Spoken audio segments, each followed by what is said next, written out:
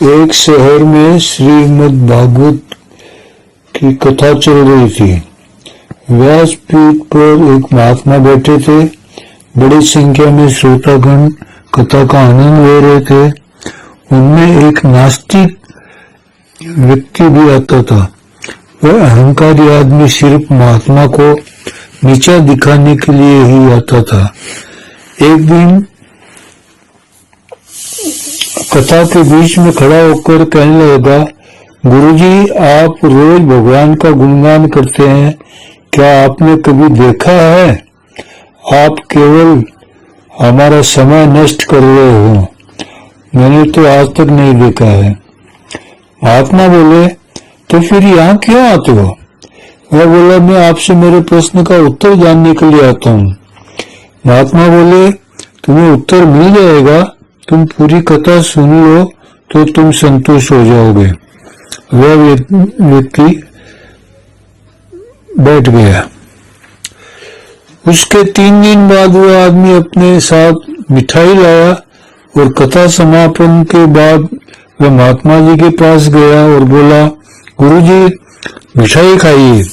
गुरुजी बोले, ये मिठाई किस खुशी में खिला रहे हो?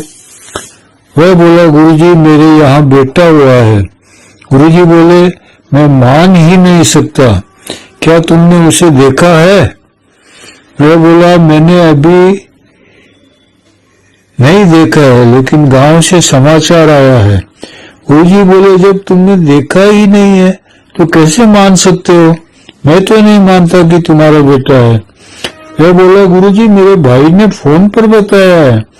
गुरुजी बोले, जैसे तुमने देखा नहीं है और अपने भाई पर विश्वास कर लिया है, वैसे ही हमारे पुराणों ने कहा है कि भगवान है, तो हमें भी विश्वास है कि भगवान है।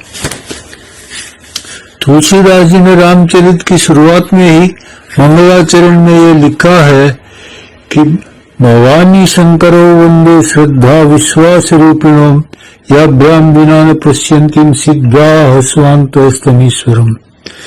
प्रत्येक जीव की माँ पर श्रद्धा होती है और पिता पर विश्वास होता है। हमें निश्चित होता है कि ये हमारी माँ है, क्योंकि उसने हमें गर्भ में रखा है, लेकिन हमारा पिता कौन है ये हमें ज्ञात नहीं है होता है। जब हमें माँ कहती है कि ये तुम्हारा पिता है, तब हमें विश्वास होता है।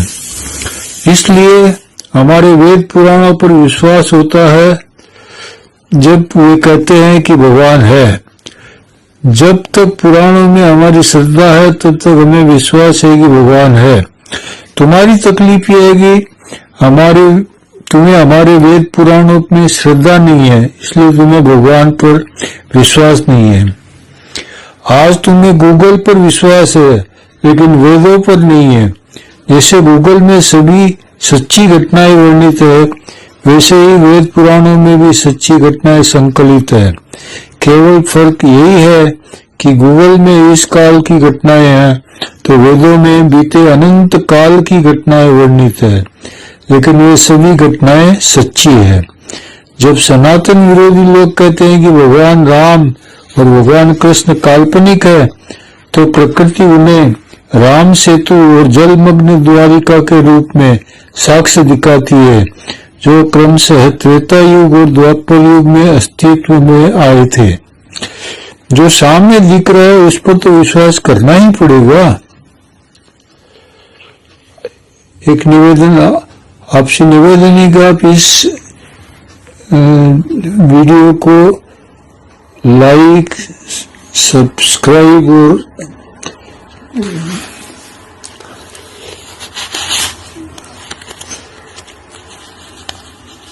शेयर करें और मुझे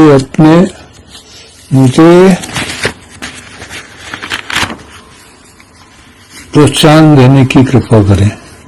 बहुत बहुत धन्यवाद।